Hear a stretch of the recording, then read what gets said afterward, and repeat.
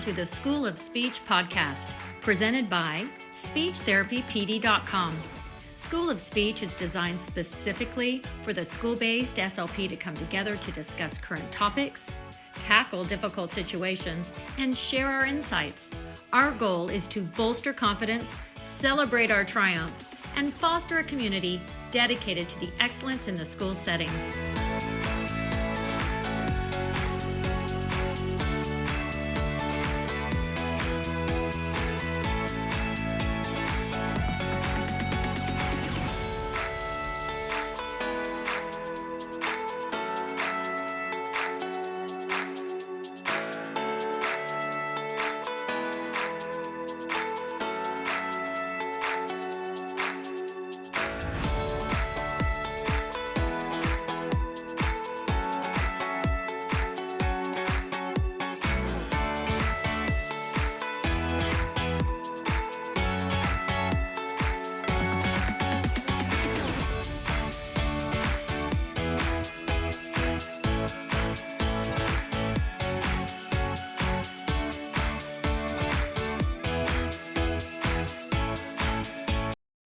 Hello, everyone. I'm Carolyn Dolby. I am your SpeechTherapyPD.com podcast host for School of Speech. School of Speech is designed for the school-based SLP to come together so we can explore current trends, share insights, and champion our expertise. Our goal is to bolster confidence, celebrate our triumphs, and foster a community dedicated to the excellence in the school setting. I am so excited for today's episode. It's keeping your older students motivated, and equally excited to have Hallie Sherman here to uncover the secrets to providing fresh and exciting therapy for grades 4 through 12 that go beyond the classroom. Our goal for this episode is for you to leave enthusiastic and armed with tips and tricks to make every session a success. But before we get started, we have a little housekeeping. Each episode is 60 minutes and will be offered for 0.1 ASHA CEUs. I'm going to go through our disclosures. All right, so Hallie is the CEO of Speech Time Fun, and she is receiving an honorarium from SpeechTherapyPD.com for her participation in today's episode. She has no financial disclosures relevant to this talk today. For me, I receive a salary as the district level dysphagia support speech, oh my goodness, listen to me, speech pathologist in Houston, Texas. I'm also compensated for my graduate courses that I teach at the University of Houston. And I am a consultant for school districts across the nation supporting program development and staff training. And I also receive compensation for hosting School of Speech from SpeechTherapyPD.com. Non-financial, I'm a member of Texas Speech and Hearing Feeding and Swallowing Task Force. I volunteer for Feeding Matters, and I'm also a member of ASHA's Special Interest Groups 13, Swallowing and Swallowing Disorders, as well as 16 school-based. But enough about me. I want to tell you a little bit more about Hallie. She is a licensed speech language pathologist in New York. She has worked in the school system for over 15 years before she left the schools to work as the CEO of Speech Time Fun. At Speech Time Fun, Hallie provides materials, trainings for SLPs working with grades 4 through 12. That's why we have you. Woohoo! And to really help them plan easily and confidently. She does this through her SLP Elevate membership, her teacher-paid teacher resources. She also has a podcast we all need to check out, SLP Coffee Talk, and also her virtual conference that she hosts 3 times a year called Speech Retreat. And she does all sorts of various trainings. I mean, she's just amazing. So welcome, Hallie. How are you? Good. Thank you so much for having me. We are the lucky ones. I'm going to start looking into the chat for a minute, but while I'm checking the chat, do you want to start us off? How did you become so amazing? Let's just start there. How are you this amazing? I am just a mom of 2 girls, a speech pathologist, and I got thrown into working with the older students because I was just trying to get a school-based position, and that was all that was available. And I was like, okay, I guess I'll take it. And I'm 5'0", and these kids were taller than me, and I had to figure out how to, one, have them like want to work with me and then also respect me and all the fun stuff. I did not have the training in working with the older students. There was no resources, and I made a lot of mistakes along my journey with the older population. I just found whatever I can find to meet the goals that were given to me that I inherited, and I did not know what I was doing. I was working on main ideas, summarizing. Am I a reading teacher? I didn't learn how to do this in graduate school. And I just found like ELA worksheets, ESL worksheets. There was nothing out there for speech. And so I was just using whatever I could find. And for the most part, the students were like, okay, they were not excited about it, but they went along with what I was giving them.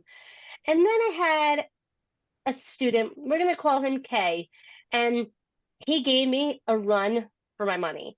He made me question, am I cut out for this? What am I doing here? Am I really even having any sort of impact on these students? If literally he made me like brace for impact every single time he was about to enter the room. And I was, trying, I pulled out all the bells and whistles. Let me make a Jeopardy game. Let me make this. And nothing seemed to work for the student. And he would torment me. He would torment the other students. I'm like, I can't keep going like this. And there was no one to turn to. There was no professional development for working with the older students. And I realized I had to figure it out on my own. And I started asking just questions. I asked previous speech therapists that worked with the student. I asked the other professionals working with him. I was not the only person. There was an OT, there was a reading specialist. I'm like, how are you guys like not going gray every single time the student walks into your room? And they're like, well, he's tough, yes, but like he can't read. And I'm like, wait, what? Here I am giving him sixth grade reading passages because that's his goal. No wonder why he's throwing rocks at me. He doesn't want anyone knowing that he can't read. And that's when I just had this whole light bulb shift moment of like, I got to do things differently. I can't just be providing these students with resources at their grade level and teaching them the same thing over and over again and expecting different results, like that insanity quote by Albert Einstein. If you do the same thing over and over again and expect different results, it's insanity. I was making myself insane by just keep on practicing these skills without teaching them it differently. They've already been exposed to it in the classroom. And I'm using resources that are too challenging for them. They don't want anyone knowing that they can't do it. And so that's when I started using different materials, different resources at their reading levels, making sure I took the time to find out their levels, making sure I found out what goals are really appropriate for them and not just picking out of a hat of the skills that like they should have at this age. And once I started just doing different approaches, I had just different results. And I had students no longer fighting me to come to speech. They were fighting me when I canceled speech, when I was absent. They're like, how dare you? And that's when I started Speech Time Fund because I was like, you know what? If I needed this early on in my career, and if I could save someone else that headache and give them that support that they need most, that's my mission and my passion is really helping other SLPs learn from my mistakes and also learn from my wins as well and have more wins themselves so that they can love working with this age group because it really is, you have such a different impact. If you can have the connection with these students and be that one person in their day that believes in them and shows them that they can be successful and that learning can be fun, You got them. You've hooked them. I love it. I exactly. want to say we've got a few newbies, just a little handful of new ones. Thank you so much. I think you're going to love this episode. And then a lot of our veterans have been popping on. Thank you so much. Abigail, her biggest joy is seeing how eager they are to apply it to the classroom. I love that, and out in the world. Julie, another veteran from Maine, she did have not a concern, but she wants to know a little bit more about speech sound issues and how to keep them motivated when you're working on speech sounds. And then you hit on one, a couple of people were saying about what is the best target for these kids. I think you've already hit on that more to come on that. Just tons of joy. Oh, Belle, her joy is when the students come to speech and the parents and teachers say how much they love coming to speech. Don't you want that? I want that. I love that. But kind of on a serious note though, if you want to touch on Anna, thanks for bringing this up.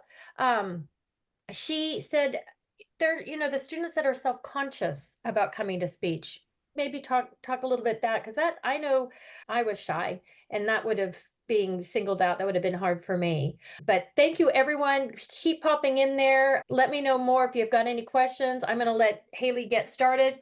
Maybe Haley's going to start with some challenges, and then we can go from there. Yeah. Yeah, no, definitely. So I find that I find there's four key ingredients to having a successful session with your older speech students. Having a deep understanding of what you're working on and why, and how to work on it differently. Having compassion for your students and understanding where they might be coming from and how they might be feeling about receiving services, or how they might be feeling about their difficulties, whether it's learning or in communication. They're much more aware when they're older. When they're younger, they're like, oh, someone's giving me attention. But when they're Mhm. older, they're much more aware that they're getting extra time on tests. They're being pulled to the back of the room. They're getting much more attention on things that are hard for them. And now we're pulling them out of something maybe like art or music, something they're good at, to work more on something difficult. So having that understanding and showing them like, I get it, and having those conversations about like, I know learning is hard, but I'm going to help you be successful, and teaching them to create and teaching them about growth mindset, and teaching them and creating that safe space where it's okay to take risks and make mistakes. It's not a matter of getting things right or wrong. And they know that you're there to support them, and they're going to get it right with you, goes a long way. And then the other ingredient is creativity, being able to incorporate their interests and their personal goals. Like someone asked about how to get them those working on speech sounds still. Well, one way to get them into the speech shop is knowing what do they want to get at? Like what goals do they have academically, socially, vocationally? Maybe they want to make the drama team. Well, they might need to work on some of these sounds so they can speak clearly on stage and get that part. Well, maybe you can work on some of those lines and some of those targets related to maybe the play that they're going to be trying out for. Or maybe they want to ask a girl to the prom. It might need to be able to say that clearly. Or maybe they want to get a job at Starbucks on the weekend so they can save money to buy a car. Whatever it might be, knowing what they want in life and academically and socially, you can incorporate all those things and use that to create their targets and create those role playing activities by just doing arbitrary word lists that they've probably been getting for years. Can definitely like make them unmotivated. They're like, I've already done this. It's already hard. It's not working. But what if you do it in a more of a context that's relevant to them? They're going to see much more the impact and how it's going to help them outside of the speech room. And a lot of that also, like what to do if there's like that breakdown. So if someone doesn't understand me, what might that look like? And teaching them about like just those like if someone's like this, you guys are listening, I made a face of like that confused look. Okay, that means I should probably say it again and I didn't say it as clearly. And teaching them how to repair some of those communication breakdowns when those happen. So teaching them a lot about that self-reflection, self-monitoring, and how that it can impact what they want to get out of school, socially, job-wise. And then the last ingredient that I find is also so important is that adaptability. Being able to adapt for whatever group or goal you have will allow you to use less materials and not be as overwhelmed and frazzled with needing so many things just to motivate them. You can take any game, any article, any YouTube video and work on any and every possible goal. So this way you can focus more on the students in front of you than the materials you need to target any of those goals. I love what you're saying about their interests. Beatrice popped on the chat saying that that's one of her biggest joys is really being able to get to know them, get their interests, and incorporate that. It really gives them that buy-in. They feel it's really directed for them. But then, So oh, hey, Belle also said that sometimes it might be a little harder to keep big groups focused if you're working on interests, maybe keeping them focused on the work at hand as well. and sometimes like I'm okay if we get a little distracted and talk a little bit. Them having fun, I'm okay with having less trials and them having more fun and being more motivated to participate. I'm okay with it taking a little bit longer to achieve that goal if they're going to be more motivated to work with me. So sometimes, like some of the sessions, I might have a whole plan for my session. They come in talking about something that happened in the cafeteria, like a fight that broke out, and that's all they want to talk about, I'm going to use that to make our session for the day. Let's throw the lesson plan out the window. I can do that the next time. My lesson now plan for next time. And now we can talk about like problem solution, like role-playing scenarios. We can talk about, I don't know, I can ask them higher level thinking questions or vocabulary based on what happened in the cafeteria. You can find there, you can easily use what they're talking about in the moment and what they're passionate about, and show them how we can easily incorporate any possible goal using what they're into in that moment, and being flexible and okay with, so what if I only targeted that like that goal twice in that one session? They had fun. It's okay. And it was meaningful because they were able to see why they're coming. I love it. Yes. Thanks, Antiwa. I'm going to say your Miss Hyman. I'm sorry, I'm going to say your first name wrong, so I'm just going to say Miss Hyman. Find out what motivates them first. I think that's with everybody. We all want to talk about ourselves. And it's not just in the beginning of the year when you're doing those all about me icebreaker activities, asking them while you're waiting for other students to walk in the room, or while they're grabbing their folders, taking out their pencils, how was your day? What happened at lunch? Did you win that soccer game? Them knowing that, like, not only are you asking, but you actually care. There's actually evidence that shows that they'll be more motivated to work for you and work on challenging tasks if they realize that the person working with them cares. I love it. I love the fact you were saying you can just work on because of your adaptability, your flexibility, you're able to take whatever's happening in their world today and work on their targets. I know that one of the questions is how to really choose good targets and how to teach it differently versus like because we aren't teachers, we're not tutors. That's not what we're here for. We're not here for that. So how do we know what goals, what targets we should be doing, and how are we going to be hitting them differently, approaching them differently, because we aren't a teacher?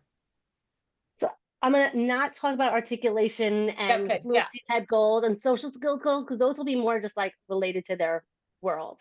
But when it comes to those language-based goals, we need to truly understand the impact of language on reading and academic success.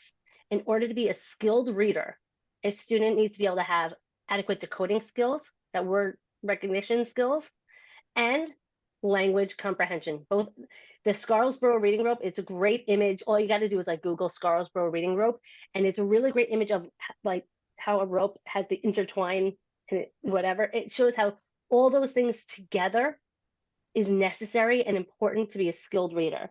So a student, for language comprehension, they need to have background knowledge, understanding facts, concepts, things that are like just innate, that is in their repertoire, vocabulary, language structures like morphemes and morphology and sentence structure, verbal reasoning, making inferences, understanding metaphors, and the literacy knowledge, understanding print concepts and genres. Those are all our domains. We are actually the language experts more than the teachers. So yes, they might be working on comprehension skills, but they don't have the background in understanding why these students might be struggling in some of these areas. And yes, of course, our students also might be struggling with phonological awareness and things like that. That's also our domain. I'm talking more about the language comprehension, especially with the older students. They're no longer learning to read, they're reading to learn, although some of them are probably still reading below grade level for multiple reasons. But if they don't have that background knowledge of that vocabulary word, they're not going to be able to decode it. So all these different things can be impacting a student's ability to be successful. And when we have the information from our testing and our informal assessments and our ability to be scientists and critical thinkers and try to figure out why are our students struggling, and get really truly try to figure out, okay, is it because they don't understand that sentence structure? Are they struggling with memory and are unable to recall certain things? What is the reason why they are unable to be successful? And we can focus in on those specific things. So being truly aware of what is necessary to be successful and all the different components and how language impacts that and how we can target it and teach it differently Teachers are going to just keep practicing the skills of making inferences, doing main idea. Why are they unable to do that? Are they unable to recall the significant details? Do they not have the vocabulary? Do they not understand the sentence? If they can't do all those things, they're not going to be able to get more higher up in the critical thinking hierarchy that they're expected at whatever grade level. So we can teach it in a way by focusing on their strengths. Are they a visual learner? Are they an auditory learner? If they're a visual learner, let's give them visual aids, pictures. Let's use YouTube videos to help build their background knowledge. Let's give them graphic organizers so they know what to focus on and filter out unnecessary information. If they're auditory learners, let's read it to them versus having things always just them reading to themselves, teaching them to read out loud or read to each other, using text to speech, books on tape, whatever it is, something that it will help them be more successful. We can tap into their strengths to compensate for their weaknesses. And that's something that the teachers will, one, know how to do, or two, have the time and capability to do that because they have a classroom of 30. I know sometimes we feel like we're stretched thin because we have groups of 5, but as long as we're realizing like we don't have the restrictions of a curriculum and a scope and sequence, and we need to be done with this unit by this day. Who cares if it takes longer? That's why it's an annual goal. So even if it takes a month just to figure out exactly and pinpointing where they're struggling, that information is going to go so much more like longer than if you were just practicing a skill over and over again. I like that. The thought of, pinpoint where the breakdown is. I love what you were saying, but then you are going to address it through their strength. I love that. And also, I love to teach my students their learning styles. There's like free learning styles quizzes online. If you Google learning style quizzes for students, teaching them to like recognize it's okay that I need frequent breaks. It's okay if I need information broken down into simpler parts. It's okay if I need if I like to learn standing versus sitting. Mhm. Maybe they should understand why they have that flexible seating arrangement. They should know what they prefer and how to advocate for it. So that's something I like to do in the beginning of the year is teaching them to just learn and understand the different learning styles, and that it doesn't make them, there's nothing wrong with it. Everyone's different. It's a matter of recognizing that this is how I learn, and that's okay. I love that. Know thyself, right? Mm-hmm. Right. And I love that point about the advocacy point, because I think, students and adolescents might not always feel that they have the right to advocate, but we need to ensure that they feel confident in advocating for what their needs are. I love that. And they feel empowered, and they realize like, wow, if I just like ask for help, I can be successful. Yeah. I can do that versus just sitting back and like sometimes they think it's easier to just sit and like if I'm quiet, no one will call on me. I won't be Yeah. embarrassed. But instead realizing like if I just ask for help or advocate for what I need, I can be successful. Absolutely. So you were turning those challenges around and really getting them motivated. So making those challenges, let's do those strengths. I love it. I think you were touching on some of those resources. Do you mind going back over some of those resources? They kind of went a little fast for me. I was trying to write some of those down. Oh my goodness. I said there's a learning style quiz if you just like Yeah. Google that one. And then I mentioned also the Scarsborough reading group is just an image. And I like to use that at IEP meetings or even like if I'm doing like workshops with teachers to explain like why they're coming to me. A lot of times teachers say like they speak fine. I don't know why they're coming to speech. Well, Mm-hmm. they're not working on the R sound. They're coming for the speech. I know I'm called the speech teacher, but like I should be called a language teacher. So teaching them our role and how we can help support them is so important. So just getting teachers aware of like, hey, just letting you know this is what I'm working on with your students shows, and giving them suggestions on ways that they can follow up on, carry over some of those strategies that you're sharing with them really helps as well. But I like using that image to kind of illustrate like, hey, I'm the language person. I'm here to help you and help you be successful, getting your students to be more successful. Yeah, when we had, I think it was Julie Malone when she was on, she was talking the importance of us using our full credentials. Because I know a lot of times it's fast for speech teacher. No, we are speech language pathologists. Yeah. I'm glad that you brought that up because I think that's something that we all need to remember and make sure that we kind of insist that we are using that full, because we aren't just speech. We're speech and language. We're full communicators. Where speech is under that, but full communicators.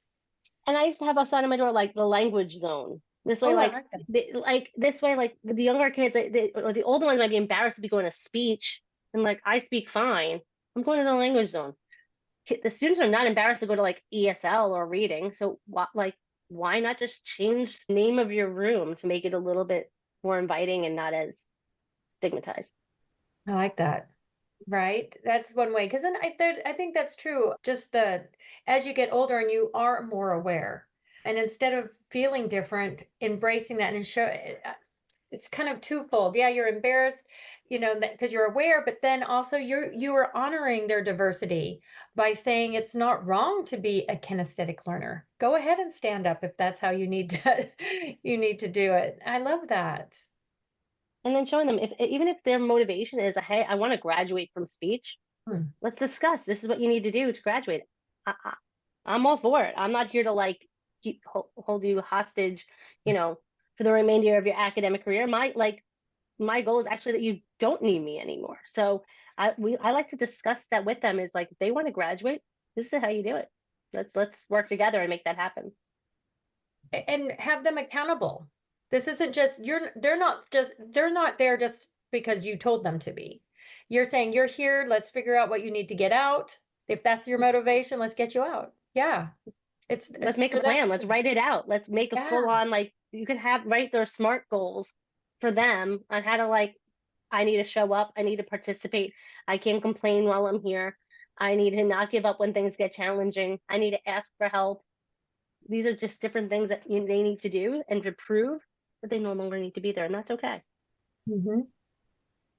How do you feel about jumping into maybe some just other therapy ideas that I know you've got a million of?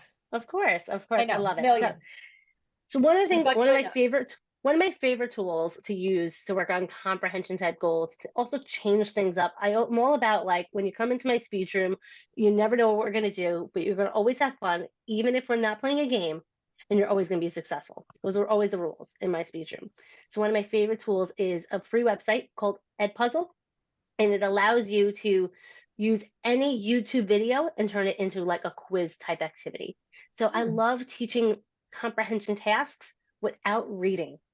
Take the reading piece out, especially if you have avoidant readers, frustrated readers, embarrassed readers, and students at different reading levels. Also, if your students have different learning styles and are do better with like listening and watching, our students Ed Puzzle. So, well, I'm going to put it in the There we chat, go. but I it's think I Ed. just There see. you go. Thank you. The Ed Yep. Puzzle. All you need is a Google login, and there's tons of ones on there already made. You can search so many like Pixar shorts.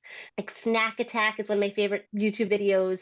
Also, One Man Band. You can type in any video or any goal. Like, you can type in main idea, and a bunch of short videos with questions prompting that goal might already be on there, or you can easily create them in just minutes and have them on your account forever. So I will sit there and make inferential questions or WH questions, or even working on tier 2 vocabulary words using context clues, using a 3 to 4 minute video. And then instead of having to write down at 2 minutes and 33 seconds, I need to pause the video and ask this question, and having your cheat sheets, it pauses it for you. It pops up the question that you entered in, and it allows your students to work on that task, answer those questions or whatever they're doing. Maybe it's summarizing, maybe it's recalling a detail. And then you could select when you want to continue on with the video. And a feature I love is there's a rewatch button. So it teaches your students, like, if they need help, they can ask to hear it again. They can watch it again, and they can ask to rewatch. So it's a great strategy that's already built into the website, that it pauses. You can rewatch it if you need to. If you want to make it into an interactive like quiz, you can, having them enter it in if you're working like via teletherapy. I Mhm. personally like them just answering it out loud and us working together through it, because it's not a matter of, it's not a quiz. I don't want them saying I got it right or wrong. It's, you're going to get it right because I'm here to support you to get it right. So whatever goal you're working on, you can edit videos on there. If you find one on, I don't know, synonyms and antonyms, and you just don't like their questions, you can just edit and make it your own. No one's offended. No one knows that you're doing that. It's a nice educational collaborative site. You can share videos you make with colleagues. So you can say, hey, like, I'm going to make one on this, you're going to make one on this, and let's share it with each other, and let's, spread the wealth and have fun with it. So I just, you can find so many on there, whether you can search by video or goal. And it really, you can even find videos on like how to do main ID and things that are maybe created for more of an ELA teacher, but you can do those things as well. Anything educational using any type of video, it's on that site. And it's a really great tool that is free, that takes seconds to prepare. I like doing it as an introduction or a review at the end, or that can be your whole session in itself, is going through and utilizing a graphic organizer, listening for whatever they're listening for, and answering questions that are on that are prompted on the video itself. So Edpuzzle, highly recommend. Edpuzzle. All you need is Edpuzzle. All you need is a Google account, like a email. Fantastic. That, I think that's what we're all going to go away with, is we're all going to be signing up for Edpuzzle. It's free, so why not? And like you can search for content that's already on there. You can search for any video, edit and make it yourself. There's even a Edpuzzle Chrome extension. If you have a video that's not on there, just when you download that Chrome extension, it has an Edpuzzle button on any YouTube video. You click the button and it exports it right into Edpuzzle, so you can edit it and make it your own speech quiz. Wow. You can enter multiple choice questions, open-ended questions, enter in pictures. So if you want to enter in like board maker symbols or whatever symbol system they're utilizing, there's a lot of things on there that makes it pretty cool. I love that. Maybe we need to get like a cohort together and we could all be, sharing our resources. None of us want to reinvent the wheel, you know? Yeah. No, I've made, like, I make them and it's stored on there and good to go. And the students love them. They love watching characters like doing silly things or getting hurt, those viral videos. Like, why not use it to your benefit? Especially those wordless videos. Wordless videos elicit so much language, and there's nothing like, you can create whatever you want to. You can create whatever sentences that you want to. It also teaches them body language and number, like, there's so many things that you can work on. So cool. I love that. So Edpuzzles, everyone. Edpuzzles.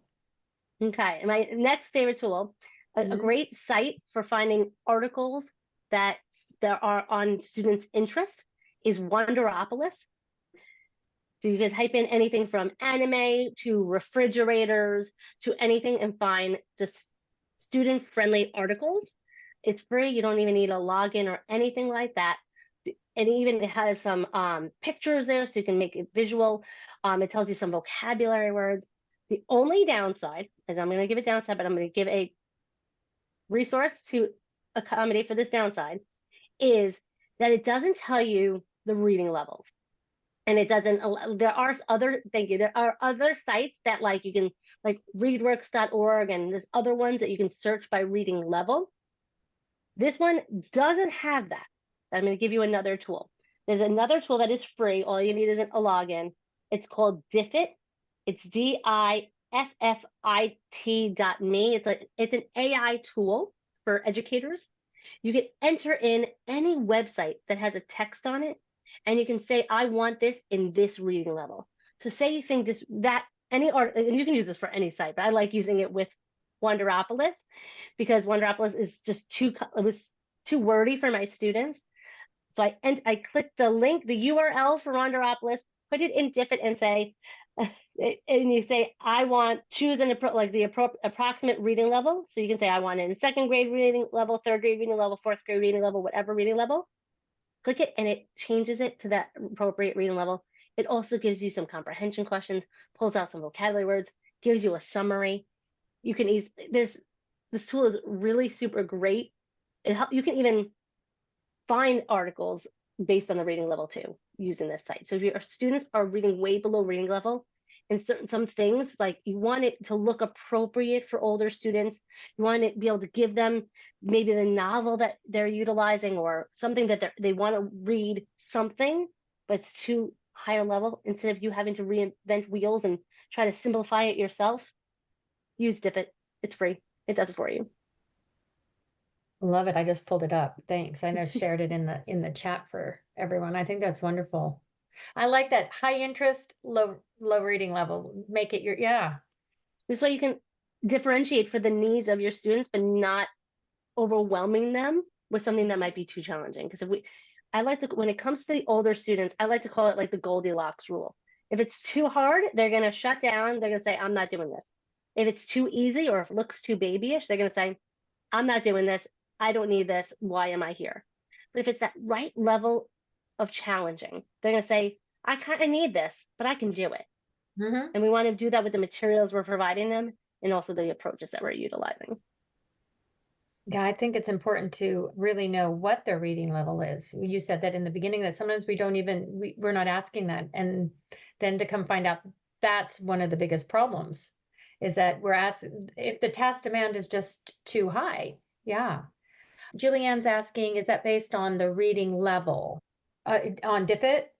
Yes, so DipIt allows you to, like, it basically is an AI tool that will change the reading level on whatever you enter in. Either if you manually or copy and paste the text, or if you enter in a URL, it will, and you tell it what reading level to change it to, it does it for you in seconds. And it's free. Even better.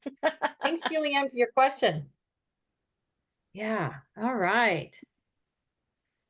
All right. What else you got for us, Hallie? This is great. You're so welcome. Okay, so we have, so I said Dip It, I said Wonderopolis, I said Edpuzzle. Another fun free site that is great to work on any possible goal, and students are really into it, is Bamboozle. Again, all you need is free login, and it's like a game show type game. And there's tons of games already on the site. You can type in main idea, you can type in summarizing, predicting, conjunctions, prefixes and suffixes, or you can make your own, and that is fine. And it's a great site to just search and utilize. You just open it up, is numbers on the screen. They pick, and this is like, all you need is like some sort of device, like a smart board if you're fortunate enough to have that. I used to use just my district provided Chromebook. You can use an iPad. It's just a web-based site, and it has different like numbers, like a pick your number, and they can take turns picking their number, and it opens up a question. When they get it right, it's not a matter of getting it right or wrong. When they get it right, then they get a certain amount of points, or sometimes they get to steal points from each other. They might lose points. And it's just a fun way at the end of a session. It's a great way to get some data if you need, once they've started to master a skill, turn it into a game without having to create it yourself. Yeah. So I just put that in the chat too, and I just pulled that up. It was easy to pull up. I'm seeing all sorts of fun stuff on there. Just click the games tab, and you can type in any possible goal. You can preview all of the questions ahead of time to make sure it's appropriate for your students, the appropriate reading levels. But you can also, again, make your own really, really quickly and easily. That's great. Now you can favorite your favorite ones. You can always have access to it. I always star the ones that I like, so remember which ones are good and bad. That is so awesome. Let me just make sure. I think yep. All right. Where are we going next, Hallie? Okay. Another fan favorite in my speech room that always motivated my students is Blooket, Blooket. And that one, they need a device as well. But most students, especially in the secondary level, have Chromebooks that are issued by the district, or like a district provided iPad, or they have phones if you want to be that ambitious. You can pull up, and it's similar to Kahoot, if you're familiar with that. I prefer Blooket. It's just a little bit more interactive and engaging and motivating. My students loved either the crypto hack, where they can they can hack each other's, like by selecting each other's password, or Gold Quest. When they get a question right, there's 3 treasure chests, and they have to just randomly pick a treasure chest to determine gold, or they can steal from each other's gold, or win bonus gold, or lose their gold. And you can select, okay, I'm going to play for this many minutes. So like it would be a reward at the end. The only negative is every student is at like a different question. So it's not the best for like collecting data, although I think you as the host get some information, but a lot of times the kids are just trying to just win. So they might be quickly answering. So it's not the best tool for collecting data, but it's a great tool at the end for rewarding them in a fun way of practicing the skill. So I wouldn't do all they're still learning the skill, but when they're starting to master it, playing a game. But I've also at the end letting them like guess the candy, guess the logo, guess the anime character, guess the soccer player, whatever they're into. It's a great reward at the end. A lot of them are familiar with the site because they've played it in their academic classes, and a lot of times they've been embarrassed to play it because they might have gotten questions wrong. They might not have won, but they're going to be successful in your room, so they're going to have a lot of fun and they're going to want to win. And a lot of times I would play too, and the part of it was like try to beat me. Like I'm competitive. Like if you can be like they will all steal, like they will work together to steal my goals, and I'm like that's okay. I'm all good. So like they feel just empowered to be able to play and beat the teacher. So it's just another fun site. Again, it's free. All you need is a login.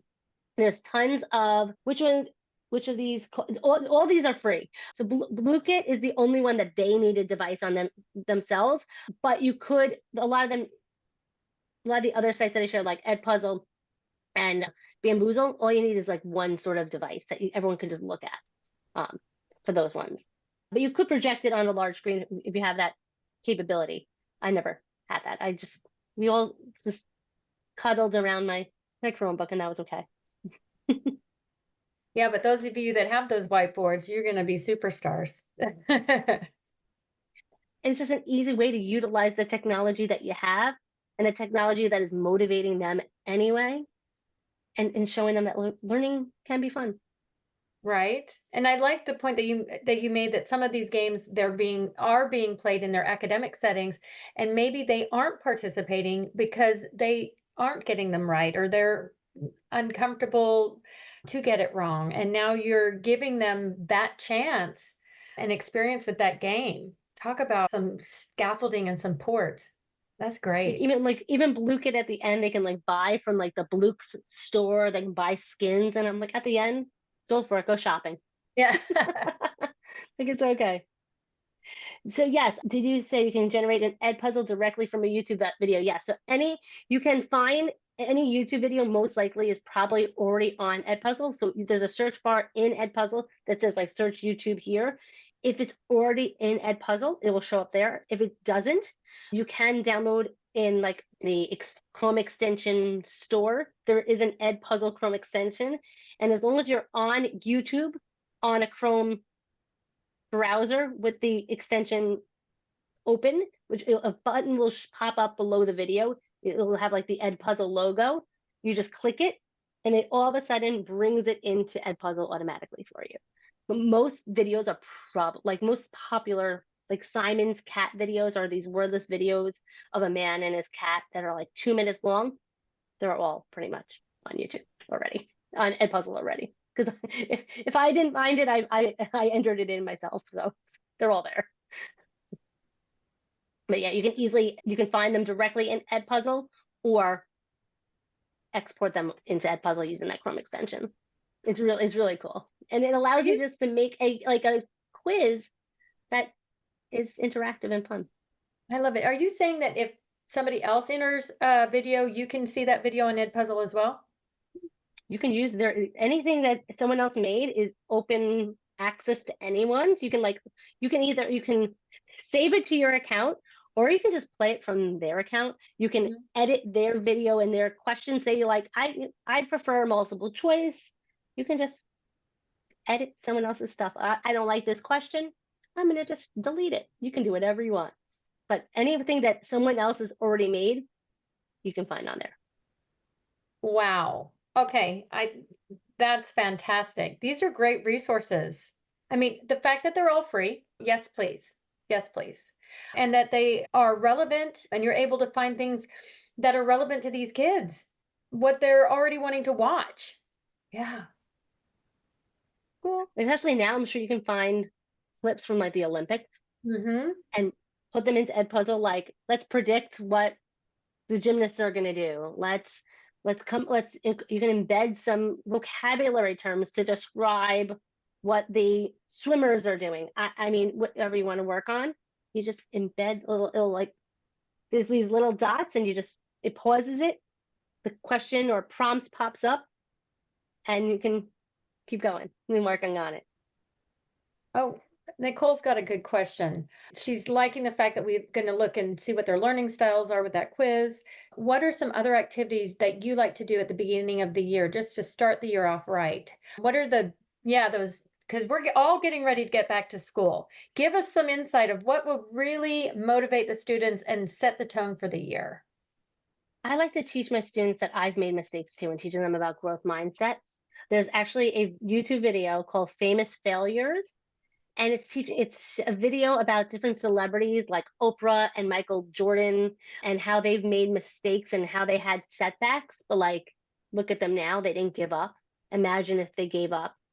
And like, so it shows the students like, look, like, things are hard. And I make comments like, you can make a whole story up. Like, no, they wouldn't know the difference. Like, hey, when I was taking my road test, I failed the first time, but clearly I'm on the road now.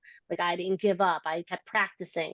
Or you can make up a story and like use it with all your students. Like, I always tell my students that I'm a really bad artist. A lot of them are like, I'm good, I can draw. So I always say, like, I have things that I'm good at and things that I'm bad at. You have things that you're good at that you might be bad at. And together, we're going to learn from each other this year. And at the end of the year, we're going to all be good at even more things. It's like teaching them about learning about their own strengths and weaknesses and celebrating their strengths. I like teaching them about growth mindset and the power of yet. It's not that I don't know, it's I don't know yet. In this room, there's no giving up. It's we're going to be successful. And teaching them those phrases of like just that positive mindset. I like to teach them the difference between a flexible mindset and a fixed mindset and how it can show up and the results of it can result in. And I like to just talk about famous failures and that mistakes are normal and setbacks are normal and that it's okay. So those are different activities that I like to do in the beginning of the year. On top of icebreakers, I'm all about icebreakers and getting to know, not only me getting to know them, but them getting to know me as well. And I participate in all those activities. I play 2 truths and a lie, or let's share five fun facts about me, whatever it might be. I like to participate in that and also like remember what they're into and incorporate that. So those are just different things that I like to do in the beginning of the year to set the tone and always reminding them that. And also just building that safe space for them where they know they can trust you. You have to build their trust early on. Otherwise, they're not going to want to work with you when things get challenging. They're not going to feel comfortable asking for help. They're not going to feel safe to get things wrong in front of their peers. You have to create that culture and those routines and expectations early and constantly remind them of that, whether it's putting it on your wall or just remind them like, this is a safe space. This is a space where it's okay to make mistakes. This is a space where it's okay to ask for help. And showing them like the benefits, like you ask for help, like you get the help. You get to graduate from speech. That's okay. I love that, the power of yet. Instead of, because I don't know how, and they feel like that's it, full stop. I can't, period. I don't know how, period. But the power of yet, just words matter. Words matter. And adding that yet, flexible. Yeah. Mm-hmm. One small word. Mistakes are proof you're trying. It's okay. Ooh, I like that. Teaching them it's okay. Yeah, I just put in www.inc.com with those, and they had 11 famous failures, starting with Michael Jordan. I mean, talk about basketball, that's some great stuff on there. Because I think it's important for everyone to know that not everybody is perfect and not everybody gets it right the first time. And showing them that you're a person that has made mistakes too and had struggles. Like, you don't have to give all your deep, dark secrets. No. But have some sort of story that you can go with and tell them over and over again that you can use each year. Just shows them that you're a real person, that you can help them out and that you're there to support them and that you care. All right. We have got great stuff. You have definitely, I think, given us ideas for the importance of encouragement. I think we're all encouraged. What wonderful resources and activities, all for free. Those were all free. That is even better because, we're educators. We need it for free. Do you want to get into, before we run out of time? We still have time. No worries, people. But let's talk about carryover. So an easy way to get carryover is showing your students how what you are doing with them is going to help them outside the speech closet, as I like to call it. And it's just a simple tweak in how you present the task. So something simple, I like to do it as my introduction and my conclusion. Like, hey, has your teacher ever asked you, what is it all about? Is that hard for you? Well, that means that they're asking you to tell the main idea in one simple sentence to show that you understand. And I'm going to teach you a quick and easy way to express the main idea, whether it's fiction or nonfiction. If it's fiction, you're going to just say, who is it about and what did they do in one quick sentence? Like Shrek fell in love with Princess Fiona. And I always like to use like Pixar movies. Or if it's a nonfiction, what's the topic and what did we learn in one simple sentence? And we're going to practice this over and over again using some simple short paragraphs that I know are going to be super easy for you just to show you that you can be successful. This way, when your teacher asks you when you're reading something a little harder, what is it all about? If it's fiction, you have to just know if it's fiction or nonfiction. And if it's fiction, we're just going to look for who it's about. Or maybe it might be an inanimate object, or maybe like an animal, and that's okay. And if it's nonfiction, we're going to think about the topic. Okay, you guys got that? We're going to practice this. And then at the end of the session, so when your teacher asks you, what is it all about? What are you going to do? And why is it important for you to do that? So it shows that you understand. And you can be successful when you get questions like, what is it all about? Or what's the main idea? Or what's the central theme? You know now how to answer that question and be successful. So just showing them in a simple introduction, relating it to how they might hear it in the classroom, ensures carryover. I like to show them how what they're doing is going to help them without even needing to incorporate the curriculum. I never have the opportunity to get the teachers to tell me what they're working on anyway. While my students are at different levels, and most of the time the curriculum materials are way above and too challenging and are not motivating enough for them anyway. But if I can show them how what we are doing is going to help them access the curriculum, or what I'm doing is helping them be do something social or participate in some sort of social activity, whatever it is outside of my speech room, will go a long way. It's just a matter of part of how I just quickly introduce it, and at the end, giving them that reminder and just constantly reminding them of why what we are doing is relevant in their world helps with carryover. I think that's, especially when you're working with these older students, they want to know the why. Why is this important? Remember, you hear, is this going to be on the quiz? And if you don't want your students saying like, why am I doing this? Why am I here? By constantly just reminding them of, oh, you're here because this thing that might be happening in the classroom might be hard for you, but I'm going to make it easier for you so you can be successful when those things happen. And just showing them how what you are doing is related, even when you're doing a YouTube ed puzzle. And they're like, when am I ever going to use this skill? Well, you know those questions I asked you during that video? Have you heard those types of questions in the classroom? Maybe in a comprehension homework that you might have gotten in ELA? Oh, that's why we did that, so you can be successful in the classroom when those questions arise. Bringing it back to them, giving them the ownership and the understanding of why. And we do want to know why. Why am I being pulled out? Yeah, why am I doing this? There is a reason. And yes, it's not a secret. Right. Right. Their goals should not be a secret. The criterion should not be a secret, on how to get to the answer. The rubric should not be a secret. Let's be transparent. Yeah. No secrets. No, we want our students to participate and be motivated. Let's show them like, this is how you're using it. I'm here to help you. And also the learning can be fun at the same time. Mm-hmm. You're right. And I like the point earlier you said, why would we be just reteaching something that they're not ready for when we're the expert? We need to know that breakdown, and that's what we need to be telling them. This is where we're having trouble. This is why we're not able to answer this question, or this is confusing. We need to start here, and let's get this foundation. Then we're going to get that. That's our end goal. Like, that's what you want. You want to You get this job, you want to maybe go to college, get that high school diploma. We are working on this here so you can get that there. Mm-hmm. Right. And transition is huge. You know, it's not just that you're, passing your grade, not just you're going to graduate. What are you going to do? This happened, you need to have all of these skills after school. That's why we're in school, first of all, is to prepare you for your transition into the world and being wonderful humans. Right. And if you have, and I think if you think about having a language disorder, a language disorder doesn't just end, right?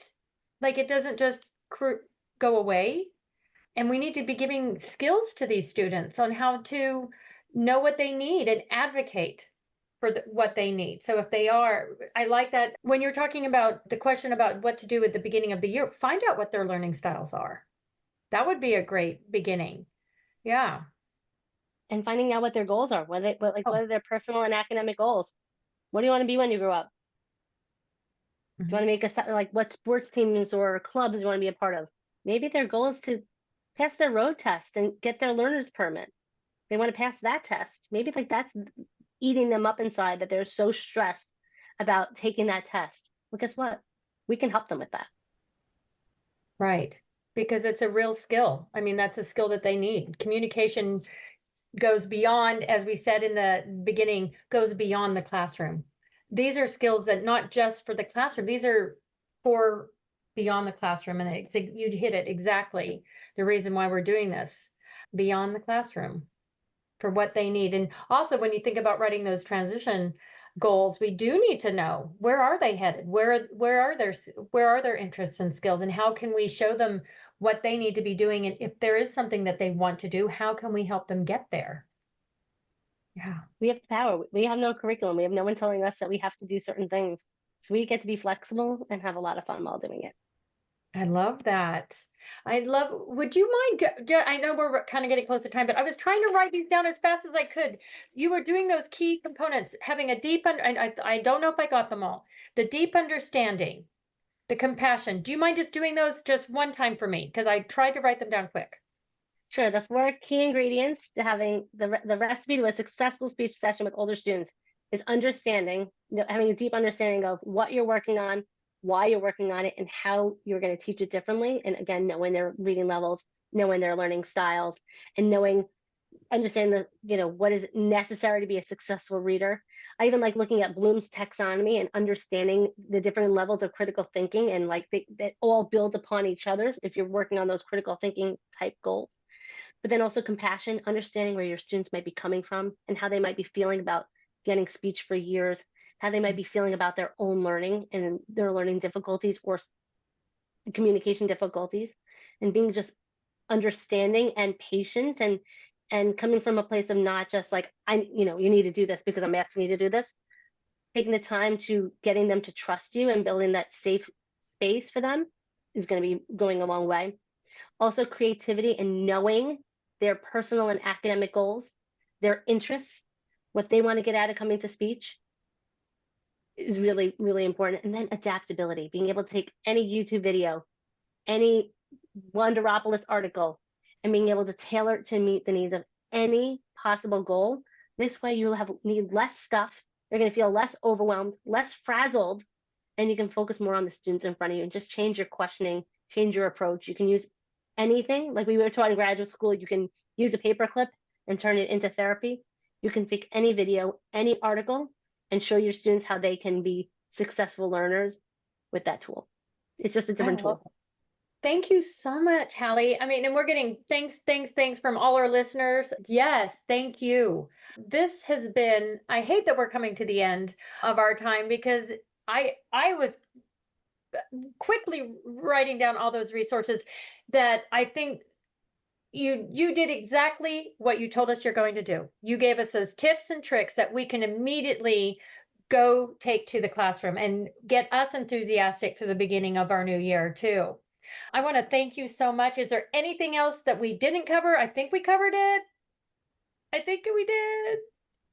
Feel free to reach out if you have any questions, need any refresher on any of these resources. I'm happy to share them again with you if you need any tips on how to use it. If you have any challenging cases that you want some help working through, I'm here to support you. Whether you message me on social media or send me an email, I'm happy to help support you in any way. Can I My put goal that is, in the chat?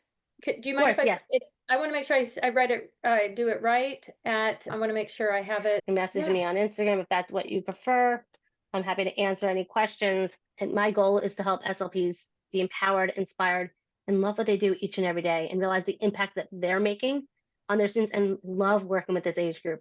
It really is a special age group. And when you get your students on board, magic can happen. I've had students that literally have said to me, I don't like reading in my class, but I like reading here.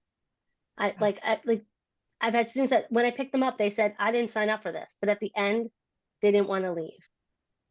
I've had students that snuck out of their classrooms to go visit my room because they just liked coming by to say hi and telling me about their day. It's really, truly a very special age group, and we really can make such an impact with just some simple tweaks and just having a lot more fun. Absolutely. Hallie, thank you so much. And all the listeners are saying thank you so much. We so appreciate you coming on to this podcast. Just your resources, how powerful that is for us. I love it. Well, thank you, everyone. It's time for us to say goodbye, and I hope to see everybody soon. Thank you. Bye-bye.